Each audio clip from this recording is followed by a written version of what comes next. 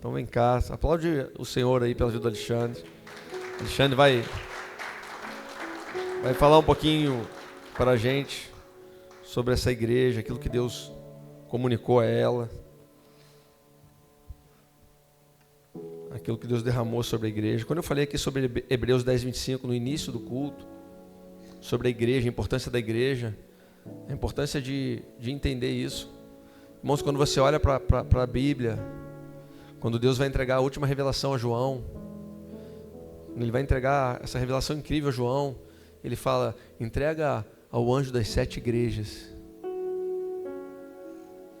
Ele não falou vai na cidade, Ele falou vai na igreja. Eu tenho uma revelação, é para a igreja. Paulo vai escrever suas cartas, e ele escreve para as igrejas de acordo com cada uma delas. Porque a Bíblia está pontuando, irmãos, o quão importante é isso que nós estamos vivendo aqui como igreja. O quão importante é nós estarmos aqui como igreja. Por isso que Deus possa derramar sobre você essa noite, amém? Estende suas mãos para cá. Vamos orar pela vida do Alexandre. Te ajudar a organizar aqui, meu filho. Isso, vem para cá. Senhor, em nome de Jesus, nós queremos declarar uma palavra sobre o Alexandre, Pai. Que o Senhor possa guardar a sua vida, a sua casa. Sabe, Pai, o seu matrimônio, o seu casamento, Pai. Sabe, aquilo que ele carrega, que o Senhor guarde, Senhor, em nome de Jesus. Nós abençoamos a vida dele, Pai.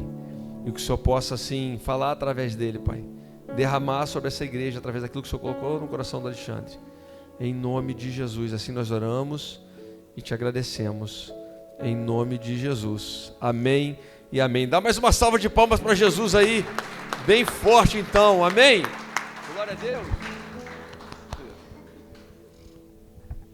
Graça e paz, igreja. Assim, toda vez que eu tenho a oportunidade de falar de Jesus, vem um temor sobre a minha vida.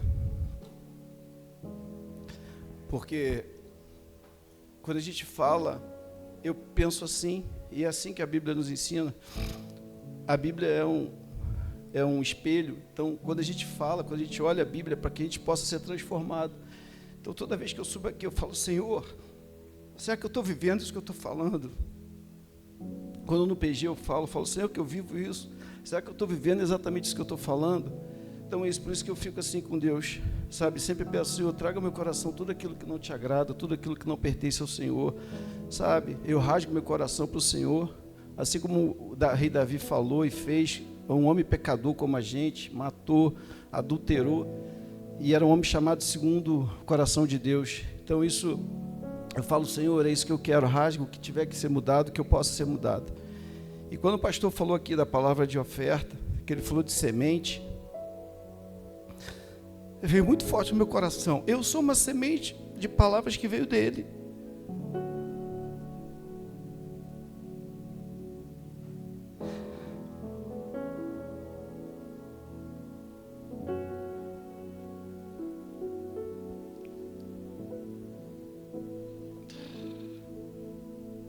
Quando eu cheguei aqui nessa igreja, eu sentei ali, ó, e estava destruído emocionalmente.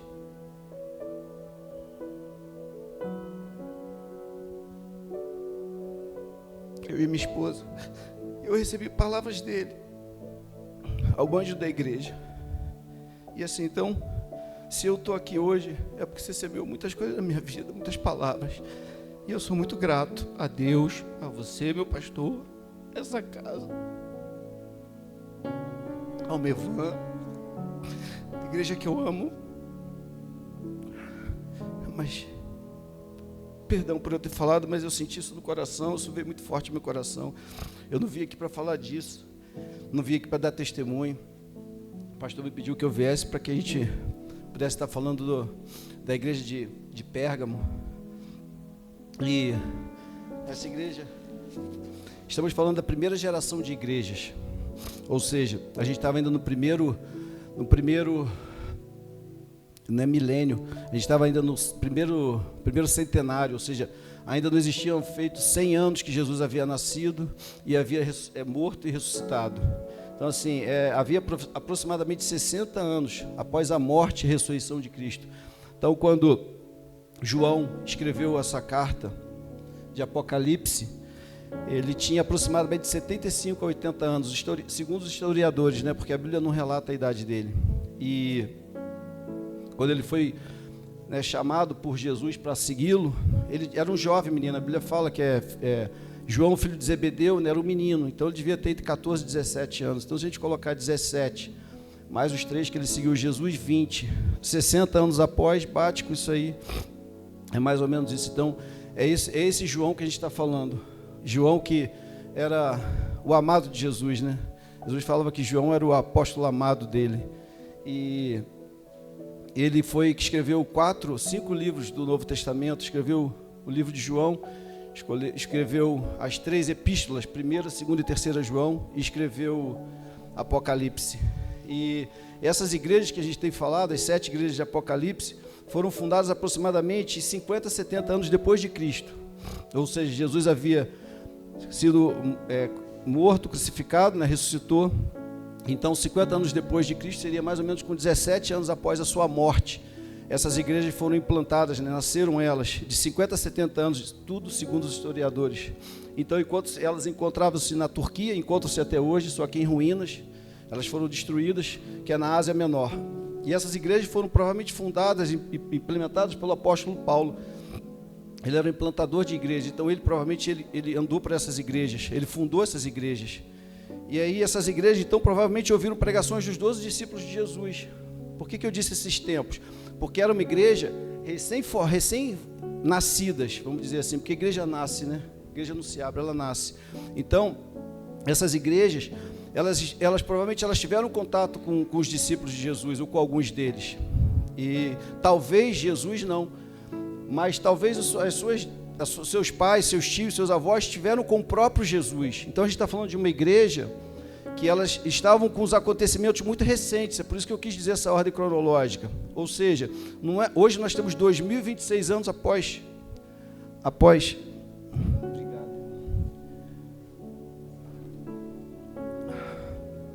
Então, hoje a gente já tem 2026 anos, mas eles estavam vivendo aquilo naquela época, era tudo muito recente.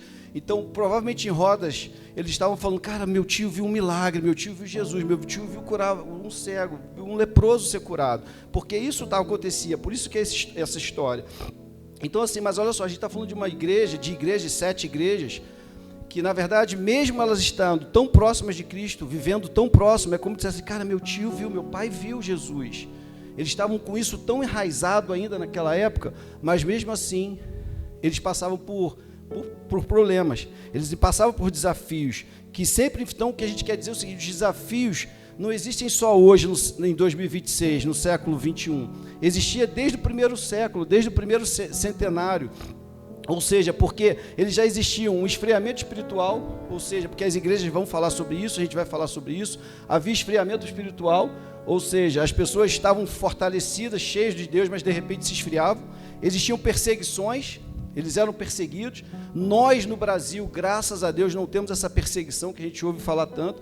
A gente ouve falar da guerra, né, Israel, Irã, e Israel, Estados Unidos, Irã, e a gente vê essas perseguições lá, são nítidas, são mortos, são executados, e a gente aqui então não sofre essa graças a Deus ainda. Esperamos que nunca, mas a gente não sofre essa perseguição. Lá eles já seguiam também. E o mundanismo. Eles, nesse pequeno decorrer da morte de Cristo, até essas igrejas de Apocalipse, elas passavam por esse mundanismo, ou seja, o que acontecia no mundo estava entrando dentro das igrejas.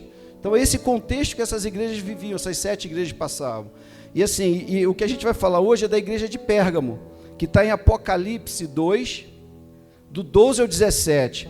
E assim, o que chama que essa aqui é a revelação de Jesus Cristo, o próprio Jesus, isso aqui é o próprio Jesus, não foi um anjo que veio e falou para João, o próprio Jesus falou para João. Então assim, é isso que ele está escrito aqui, ó. Ao anjo da igreja em Pérgamo escreva: estas são as palavras daquele que tem a espada afiada de 2 gumes. Sei onde você vive, onde está o trono de Satanás. Contudo, você permanece fiel ao meu nome e não renunciou à sua fé em mim, nem mesmo quando Antipas, minha fiel testemunha, foi morto nessa cidade, onde Satanás habita. 14. No entanto, tenho contra vocês algumas coisas. Você tem aí pessoas que se apegam aos ensinos de Balaão, que ensinou a Balaque a armar ciladas contra os israelitas, induzidos a comer alimentos santificados a ídolos e a praticar imoralidade sexual. De igual modo, você tem também os que se apegam aos ensinos de nicolaítas. Portanto, arrependa-se, senão virei em breve até você e lutarei contra eles com a espada da minha boca. Aquele que tem ouvidos, ouça o que o Espírito diz às igrejas. Ao vencedor darei do maná escondido, também lhe darei uma pedra branca com um novo nome nela inscrito, conhecido apenas por aquele que o recebe.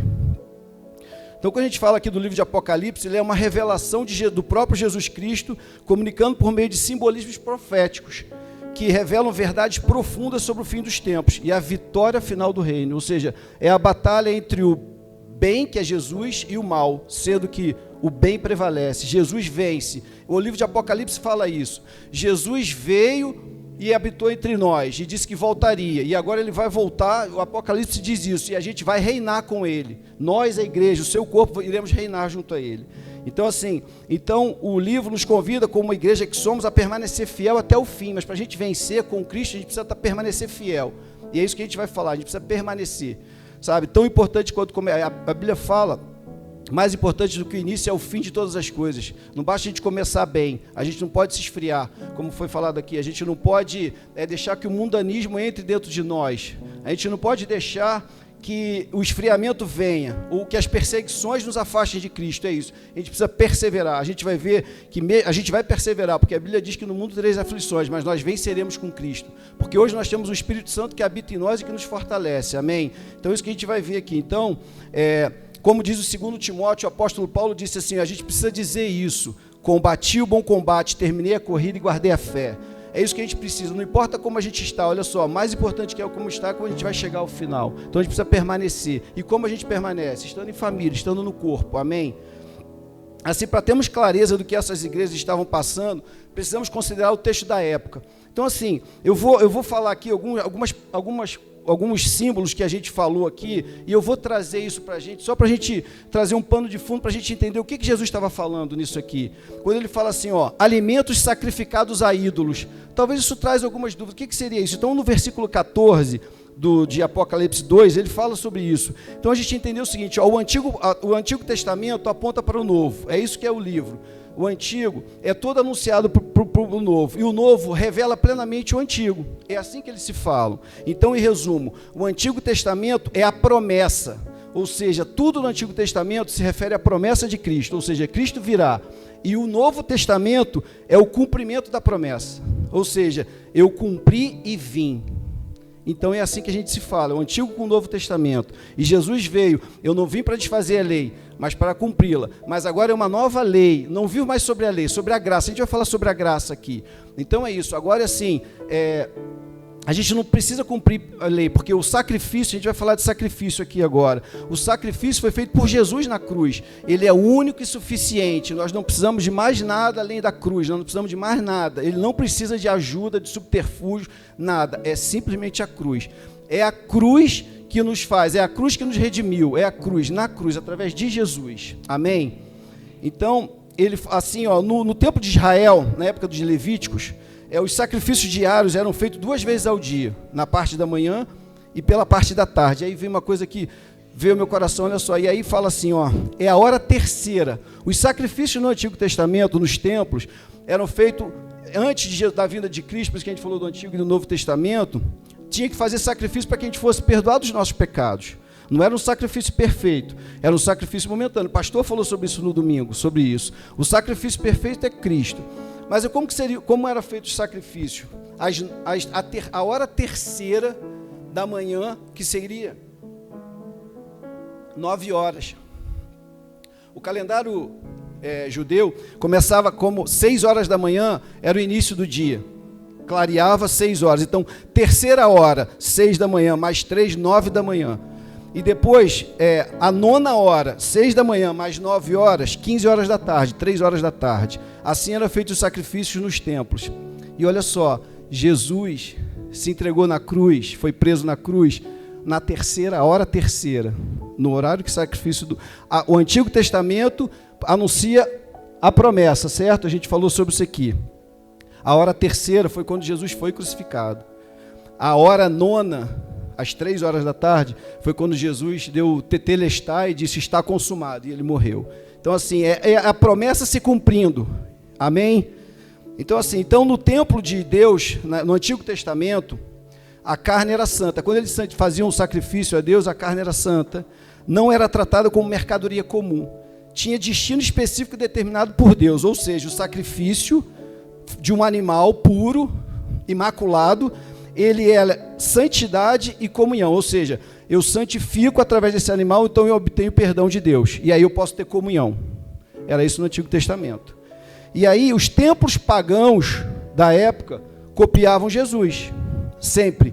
Então o que eles faziam? Eles também sacrificavam, e só que a carne deles podia entrar no comércio, ou seja, como eram muitos sacrifícios e diariamente, a carne do sacrifício, uma parte era queimada no altar dos deuses deles, e uma outra parte era vendida no comércio, ou seja, nos açougues. Isso é que é chamado carne impura. Isso que a gente vai ver. Então para eles, carne podia entrar no comércio, a parte era vendida livremente, e havia mistura de religião com o mercado. Ou seja, como era uma carne impura que veio de tempos pagãos, então ela se misturava.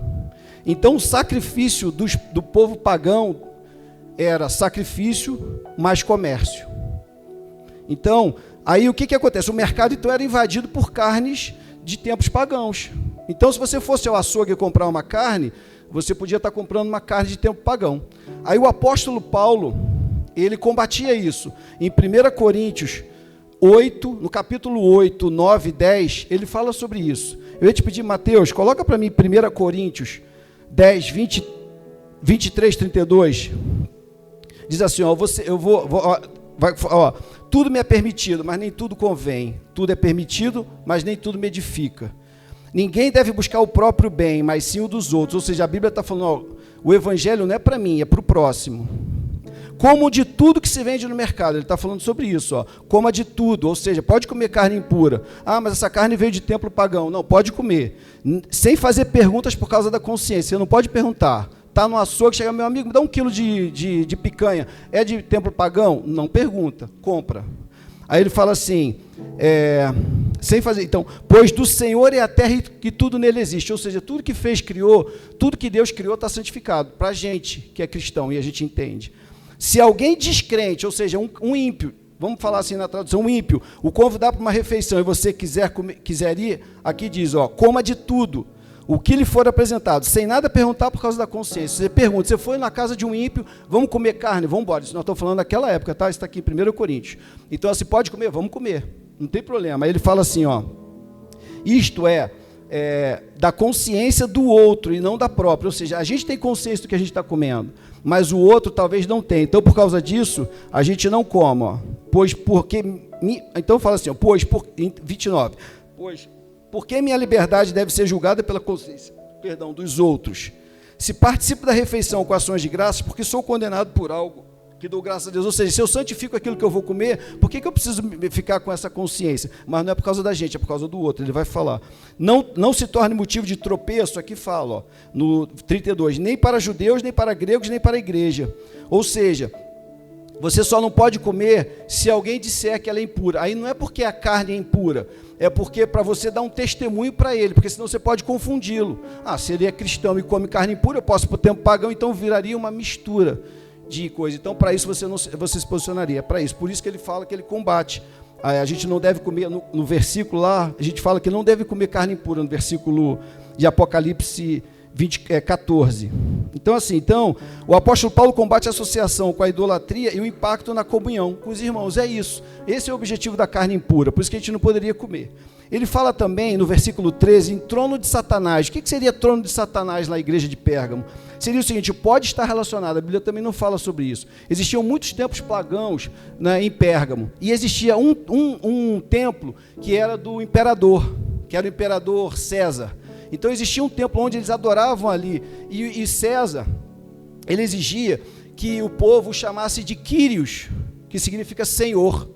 Então, Quírios César, nesse templo. E o que acontecia? O povo, o cristão, ele não se submetia a isso, o cristão genuíno. Então, ele se recusava. Para ele, Quírios, somente o Senhor, somente Deus. Então, existia isso. Então, isso é chamado, segundo relacionado como o trono de Satanás. Então, por isso, porque existia um trono do imperador romano.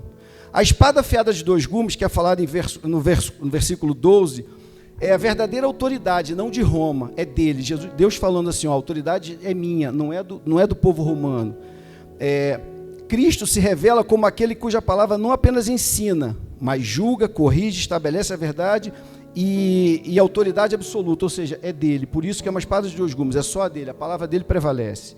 Quando a Bíblia fala lá em Antipas, quem seria Antipas? Antipas, olha que lindo, Antipas, minha fiel testemunha.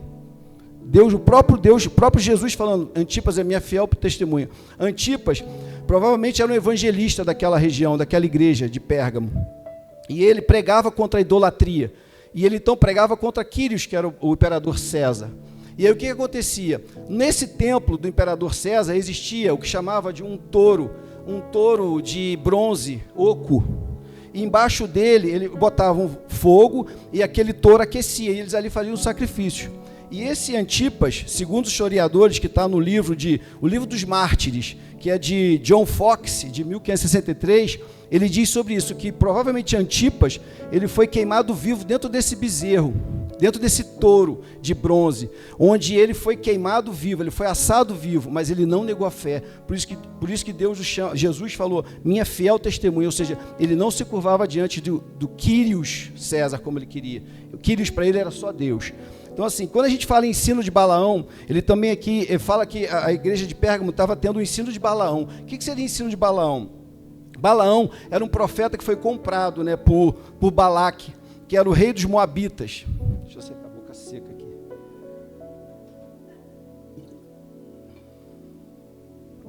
Eu estou dando só um pano de fundo para a gente dizer, a gente vai falar o seguinte, o que isso diz com a nossa igreja de hoje? O que Pérgamo nos ensina para viver hoje em 2026? É isso que, então, eu estou dando um pano de fundo para a gente entender o que são essas simbologias, para a gente poder trazer conhecimento. Então, assim, Balaão é isso. Então, ele queria fazer, ele foi contratado pelo rei Balaque, então, para trazer maldição, como ele era profeta, maldição ao povo de Israel. E ele tentou por 3 vezes. 3 vezes ele tentou e não conseguiu. Aí em Números 23 diz assim, não há magia que possa contra Jacó, nem encantamento contra Israel. Ou seja, ele chegou para o rei Balaque e falou, irmão, não adianta, contra esse povo não tem, esse povo é protegido, ele é do Senhor. Aí, o que vem aí, agora que é isso, a gente vai tirar lição disso aí lá na frente. Então a estratégia dele mudou. Já que ele não podia profetizar contra o povo de Israel, porque existia uma proteção de Deus, o que ele fez? Em Números 25, 2 diz assim, ó, enquanto Israel estava em Sitim, o povo começou a entregar-se à imoralidade sexual com mulheres moabitas, que convidavam os sacrifícios de seus deuses. O povo comia e se prostrava perante os deuses. Então, olha só, qual foi a estratégia? Ele chegou, o profeta Balaão chegou para Balaque e falou, faz o seguinte, já que a gente não pode profetizar contra esse povo, pega as suas mulheres bonitas, as mulheres bonitas que você tem, as moabitas bonitas, e vamos infiltrá-las, elas, no povo de Israel. Aí o que acontece? Os homens vão ser seduzidos por ela, vão namorar, conviver e tal, e elas vão levá-los para os tempos pagãos. Essa foi a estratégia. E olha só, e conseguiu. Em vez de confronto, então olha a estratégia de Balaão, em vez de confronto, Balaão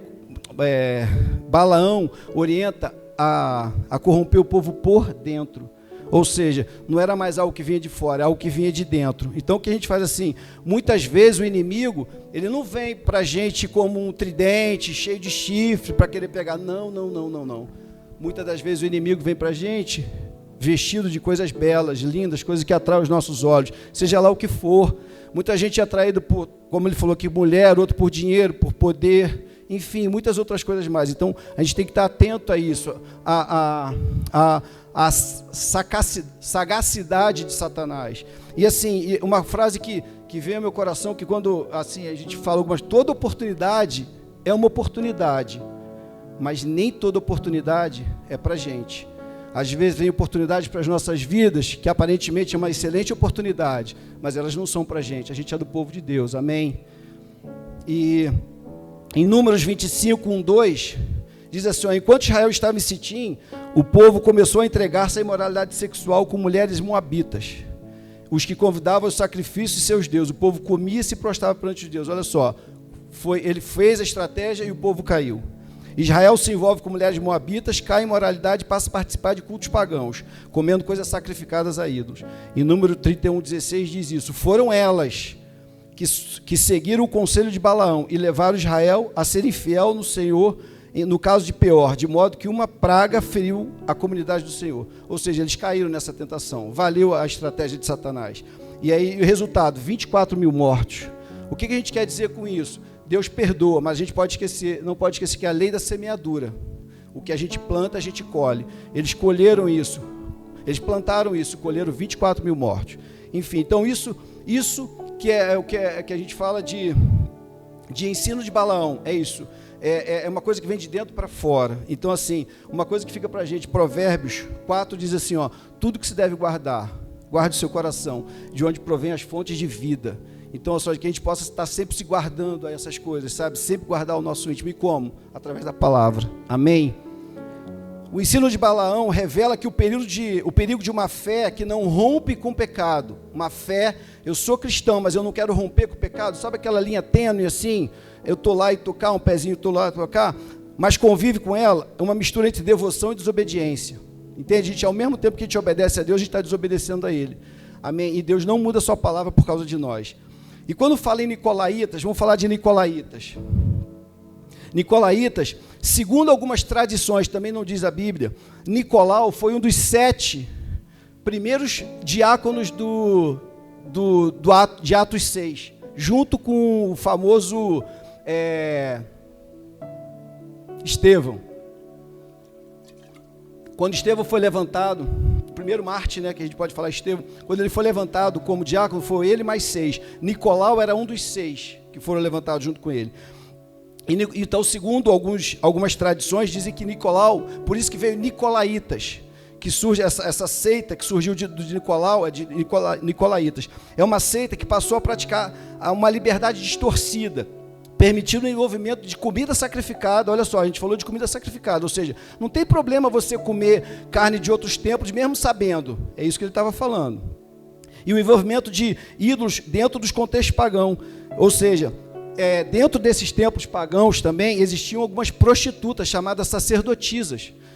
Tudo no templo pagão. Elas faziam orgias sexuais dentro dos templos a deuses. Então isso tudo os nicolaítas queriam trazer para a igreja de Pérgamo. É esse contexto que a gente está falando, essa imoralidade sexual. Então, os nicolaítas criaram o movimento dos libertinos. Isso tudo pode, aquela assim, uma vez salvo, salvo para sempre. Se eu sou salvo pela graça, então eu posso fazer de tudo. Não é isso que a graça nos ensina, mas é isso que ele estava pregando. Então ele pregava que podiam comer e se prostituir nos templos, pois não interferia no relacionamento com Deus. Era isso que os nicolaítas estavam falando, como a gente leu em Apocalipse ali. Em Apocalipse 15, versículo 15. Então, mas o apóstolo Paulo combatia isso também. Quem diremos então? Em Romanos 6, 1, 2 diz assim, ó, quem diremos então? Continuaremos pecando para que a graça aumente? Ou seja, olha o que ele está falando. O apóstolo Paulo, então nós vamos continuar pecando para a graça do Senhor aumentar? De maneira nenhuma. Nós, os que morremos para o pecado, nós que morremos para o pecado, como podemos continuar vivendo nele? Isso é o apóstolo Paulo combatendo em Romanos 6, 1, 2. Dizendo que quem morreu em Cristo não pode mais viver no pecado. A gente não pode mais se conformar com o pecado. O pecado é um desvio de percurso. O pecado é uma coisa que pode acontecer, mas a gente não pode viver no pecado. Amém? É isso que ele está combatendo. A graça de Deus não é uma licença para vivermos pecando. Ou seja, já que a graça me alcançou, eu posso viver pecando. Não é isso. Mas é o poder de Deus que nos liberta do domínio do pecado. É muito diferente, é um conceito totalmente diferente. E também combatido por Judas. Judas também em seu livro, em sua epístola, fala assim, ó, Judas 1,4. Pois certos homens, cuja condenação já estava sentenciada há muito tempo, infiltraram-se, Judas 1,4, por favor, infiltraram-se dissimuladamente no meio de vocês. Estes são ímpios e transformam a graça do nosso Deus em libertinagem e negam a Jesus Cristo, nosso único soberano e Senhor. no Judas 1, 18 e 19, eles dizem a vocês, nos últimos tempos haverão zombadores que seguirão os seus próprios desejos ímpios. Esses são os que causam divisão entre vocês, os quais seguem a tendência da sua própria alma e não têm espírito. Então isso já era combatido pelo apóstolo Paulo por Judas. Então isso que a gente quer dizer, isso que era combatido na igreja de Pérgamo. E aí, só que existiam promessas para quem se arrependesse. Jesus diz o que veio, mostrou qual era o pecado que a igreja de Pérgamo estava, mas falando só, mas existe promessa para quem se arrepender. E quais são as promessas? Maná escondido. No versículo 17, ele fala que é um maná escondido, é o sustento espiritual, íntimo e verdadeiro em Cristo. O mesmo maná que desceu sobre o povo de Israel lá no deserto, só que agora é um maná espiritual, ou seja, nós temos o Espírito Santo em nós. O Espírito Santo habita em nós, é um maná, é o que vem de Deus, ou seja, a gente pode se alimentar, a gente pode se nutrir, a gente pode resistir ao mal. Amém? Ele também fala de pedra branca. O que seria esse simbolismo da pedra branca? O simbolismo da pedra branca é a aceitação plena diante de Deus. Quando a gente recebe uma pedra branca, naquela época, naquele contexto, ele estava querendo dizer o seguinte, Jesus, a aceitação plena, ou seja, porque naquela época uma pedra branca, quando existia como é que fala? Não um júri, uma audiência, essa é a palavra. Falar com o advogado é outra coisa. Uma audiência, a pedra preta significa condenado, a pedra branca seria absolvido. Então Jesus está dizendo, nós receberemos uma pedra branca de absolvição. A pedra branca também significa o seguinte, convite a um grande evento, convite a um banquete. A pedra branca também simbolizava naquela época, então olha só, Jesus diz que nós vamos receber um convite para o banquete se a gente resistir e for fiel, amém? E isso a honra concedida a alguém, era isso que dizia a pedra branca. E aí continua também no versículo 17, assim, o nome escrito na pedra branca, aqueles que resistirem, aqueles que se arrependerem, vão ter seu nome escrito na pedra branca, ou seja, representa uma nova identidade. Jesus vai nos dar uma nova identidade, ou daria uma nova identidade para a igreja de Pérgamo, porque eles resistiram e foram fiéis a eles. Então é isso que está escrito. Então aquele que permanecer fiel, isso reforça um relacionamento pessoal, íntimo e exclusivo com o Senhor. É isso que ele está dizendo. A gente seria absolvido, seríamos chamados para o banquete, seríamos recebidos com honra, porque era o símbolo da pedra branca, e receberíamos um nome. Amém? Isso era a promessa para o povo de Pérgamo. Então, Pérgamo era uma cidade extremamente idólatra, centro de culto a deuses pagãos, cheia de influência política e espiritual corrompida. Esse era o contexto do cenário da igreja de Pérgamo. É isso que Jesus encontrou diante de Pérgamo. E esse cenário, agora diz o seguinte, trazendo para os nossos dias de hoje, o que a igreja de Pérgamo nos ensina? Diante de tudo isso que a gente viu, o que ela nos ensina? Então vamos lá. Não é sobre perseguição. A gente está falando, até que o Brasil não tem perseguição, ele está falando sobre mistura. O que foi chamado no povo de Pérgamo era mistura. Ou seja, eles estavam misturando o sagrado com o profano. Então, a igreja de Pérgamo não estava negando Jesus. A gente vê isso nos dias de hoje. Muitas igrejas não negam a Jesus. Eles continuavam ali, falando de Jesus. Permaneciam como igreja, mantinham uma aparência espiritual e, de certa forma, ainda sustentavam a fé. Era isso. E hoje a gente vê isso também. Olha só, a gente está falando há 2000 anos à frente, a gente está falando sobre isso, a mesma coisa que acontecia 2000 anos atrás. A história eram homens, pessoas como nós. No entanto, o problema não era uma rejeição declarada a Cristo, eles não rejeitavam a Cristo, mas uma mistura silenciosa que se estabelecia dentro deles. Ou seja, você estar brincando entre o que é de Deus e o mundo. O que é a igreja, estou aqui a gente está dentro de uma igreja, está dentro de um ambiente seguro. A gente falou isso até no PG essa semana, foi até a Viviane que falou isso. Ser crente dentro da igreja é fácil. No mundo é mais difícil, é isso que ele estava pregando, mas a gente precisa viver essa igreja lá fora, é isso. Então assim, é exatamente aqui que está o ponto central dessa palavra. O maior risco não é deixar de crer, porque quando você sabe que deixou de crer, você até está desviado, você toma consciência. É continuar crendo sem alinhamento com Deus. E aí, sabe aquela história assim, como diz, tem alguns pregadores cristãos aí, que eu já ouvi essa fala, ele te leva para o inferno de uma forma confortável, porque ele fala, não, se você viu, se você gostou, ele vai te dar, Jesus é bom, Jesus vai te dar carro, vai te dar isso. Sabe essa pregação que a gente ouve? Isso é aquela que te conforta, está tudo bem, você está lá com o pé no mundo. Ou seja, você vai para o inferno acreditando nisso e estando às vezes dentro da igreja. Sabe? Então, assim, é isso que... Sabe aquela parábola que Jesus conta a parábola que é da ovelha perdida, a dracma perdida e o filho pródigo? É a dracma perdida. Você está dentro da igreja, mas está perdido, porque você está com o seu interior contaminado. Isso acontece nos dias de hoje. Então, assim, o perigo, muitas das vezes, não é o que está explícito, porque quando está explícito, a gente pula. Um pecado muito explícito, a gente foge dele. O que está sendo falado aqui é aquele pecado sutil, é aquele pecado que vem de dentro, que a gente acaba se acostumando com ele, vai se familiarizando com ele. Ele é um pecadão, um pecadinho, daqui a pouco deixa de ser pecado. Então, assim, o ensino de Balaão, que a gente falou aqui, revela com muita clareza como isso acontece. Não houve confronto, o diabo não se levantou contra a gente às vezes na rua, não é assim, não houve perseguição, nós não fomos perseguidos, a gente continuou com a nossa vida normal, não houve uma guerra visível contra o povo de Deus, a estratégia foi muito sutil, foi sedução. Cuidado com o que nos seduz no dia de hoje. O que eu quero trazer para a gente é isso, cuidado, é dinheiro, é fama, é like, é aceitação, é isso, é poder, é isso, cuidado com isso que pode vir sendo contaminando nosso coração. O povo não caiu uma vez, eles foram se envolvendo aos poucos, aquela história lá dos israelitas com as mulheres moabitas, e permitindo pequenas concessões, sabe? Aceitando situações que no início não, em vez disso, mas de repente nem perceberam, foram tão graves. Ou seja, é isso. Existe Jesus falava muito em parábolas, né? Existe uma metáfora que ela não é bíblica, mas ela veio ao meu coração quando eu estava falando, não sei se alguém já viu, eu não sei nem se ela é verdadeira, mas eu falo assim, ó, se você pegar uma panela de água fria, e botar um sapo vivo ali dentro, e você ligar essa panela no fogo, essa metáfora é muito falada em área de conforto.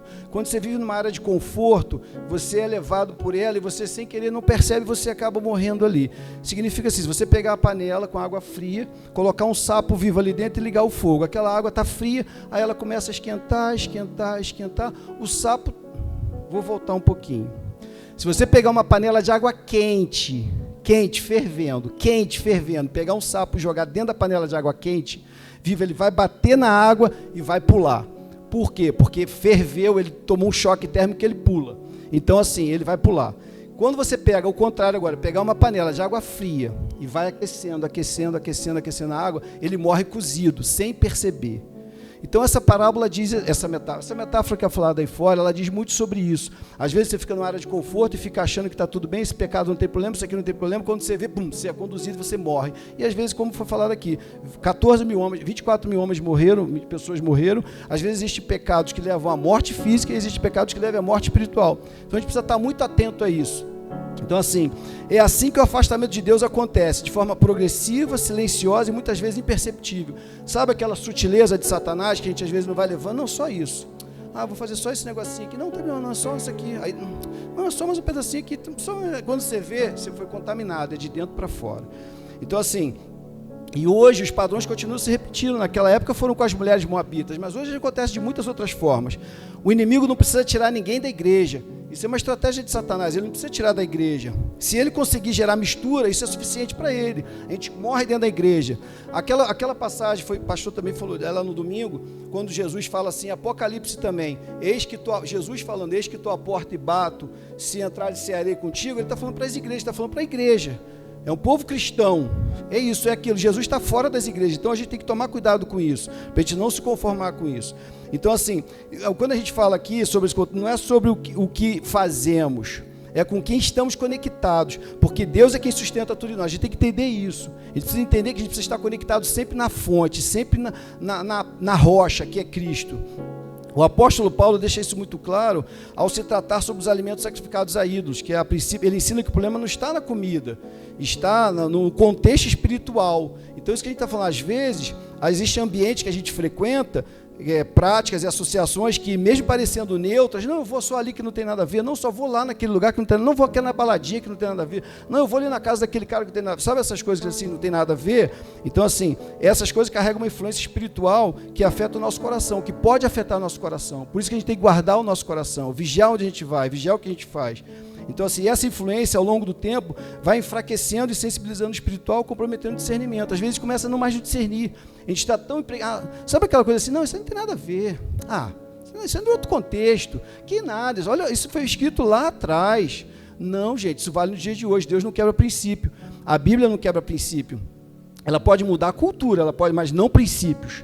Então é isso. Então, uma fé que não rompe, ou seja, uma fé que não rompe com o pecado de vez, definitivamente, ela se corrompe. A gente precisa entender o seguinte, não para o pecado, ponto. Pecado tem nome, ponto. Não é pecadinho. Deus não classifica pecadão, pecadinho, pecado, como diz a Igreja Católica, venal, mortal. Não existe isso. Pecado é pecado e ponto. E a gente não pode se contaminar com isso. Então, o ensino de Balaão e dos nicolaítas aponta exatamente para esse tipo de mentalidade. A ideia de que é possível manter um relacionamento com Deus sem romper com o pecado. Vocês veem alguém vivendo assim hoje em dia? Não tem problema não, isso aqui é só de vez em quando. Não, isso aqui só faço às vezes. Não, isso aqui é só... Não, a gente tem que romper com o pecado, para não deixar que ele vá consumindo a gente. Então, no entanto, a Bíblia é muito clara ao afirmar que aqueles que morreram com Cristo não podem continuar vivendo no pecado. A graça de Deus não nos foi dada como licença para vivermos de qualquer maneira, mas como poder para vivermos de forma transformadora. É isso que é a graça, ela nos dá isso, ela nos fortalece através de Cristo. Quando nos adaptamos ao pecado, aquilo que era evidente deixa de ser percebido. Cuidado, a gente precisa estar focado nisso, pecado é pecado. Cristo se apresenta como a espada que julga, por isso Jesus se apresenta à igreja como aquele que tem a espada afiada de 2 gumes, foi o que a gente falou lá. A palavra de Deus não se ajusta ao nosso estilo de vida, não se molda às nossas referências e não negocia com aquilo que está errado. Pecado é pecado e ponto. Amém, irmão? É isso. Sempre que alguém não está em ordem, sempre que algo não está em ordem, Deus não se adapta à verdade, ele chama o coração ao arrependimento. Sempre que o povo se desviou, ele chamou o povo ao arrependimento. Sempre, sempre. E no Antigo Testamento existia a lei, por isso que era a lei, para preservar o povo dele. Então, a Bíblia fala, aqui quando fala em Pérgamo, fala, não é sobre sair do mundo, é sobre não se misturar com o mundo. A igreja de Pérgamo vivia um ambiente extremamente corrompido, a gente falou aqui, cercada de idolatria, pressão cultural e influências espirituais contra Deus. Ainda assim, Deus nunca o chamou para sair daquela cidade de Pérgamo, mas o chamou para se posicionar dentro dela. E assim é com a gente hoje. Não importa o ambiente que a gente está, não importa se é no meu trabalho, não importa se é na rua, não importa se eu frequento qual lugar, Deus não vai nos chamar para sair de lá. Deus vai chamar, ser tu uma bênção nesse lugar, amém? Seja onde estivermos, se a gente estiver firmado na rocha, se a gente estiver firmado em Cristo, se a gente não deixar que o pecado se contamine, que venha de dentro para fora, se a gente não ficar brincando com os pecados, ser tu uma bênção nesse lugar, amém? E assim, para a gente finalizando, chamando para arrependimento, sabe? Diante disso, a direção de Deus é clara, arrependimento. Irmão, não importa em que ponto eu estou hoje, não importa se eu estou brincando com o pecado, não importa se eu vivi no pecado até agora, não importa. O importa é o seguinte, basta. Para Deus, o que Deus quer de Deus, a gente basta. E aí, como ele diz basta, é o seguinte, ele nos chama a mudança e o realinhamento, porque quando vem no Antigo Testamento, vinha a justiça de Deus, é isso para trazer realinhamento. Então, o que a gente está dizendo nessa noite? Se a gente precisa de um realinhamento nessa noite, existe promessa para a gente, amém? Existe uma promessa, não importa como estivemos, não importa como chegamos aqui, importa como a gente vai decidir sair daqui, amém? Então, assim, qual é a promessa? Ele também apresenta uma promessa, ele promete o maná escondido. Lembra do maná que a gente falou lá em cima, do povo? É isso, que representa o sustento espiritual. Hoje nós temos o Espírito Santo habitando em nós. Ele nos dá força, ele nos capacita a abrir mão do pecado, a não deixar que a gente seja contaminado. O Espírito Santo nos direciona para que a gente possa ser bênção, ser tu uma bênção onde quer que a gente esteja, amém? Ele também fala da pedra branca, é uma promessa que Deus nos dá, que aponta para a aceitação e aprovação diante dele no dia do juízo. Seremos provados sim, mas seremos aprovados por ele naquele dia. Se a gente permanecer até o final, nós seremos aprovados por ele, receberemos o sim dele no dia do juízo, da audiência, nós diante de Deus, que todo joelho vai se converter diante dele, vai se dobrar diante dele, vai falar, vem cá, filho amado do meu pai, vem, estamos comigo, vamos receber a pedra branca. Isso é uma promessa.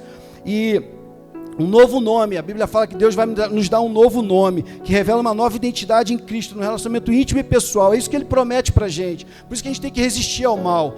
E assim, para a gente fechar, a carta à igreja de Pérgamo nos ensina que o maior perigo para a vida espiritual não é a perseguição, muitas das vezes, mas a mistura que se instala de uma forma sutil dentro de nós.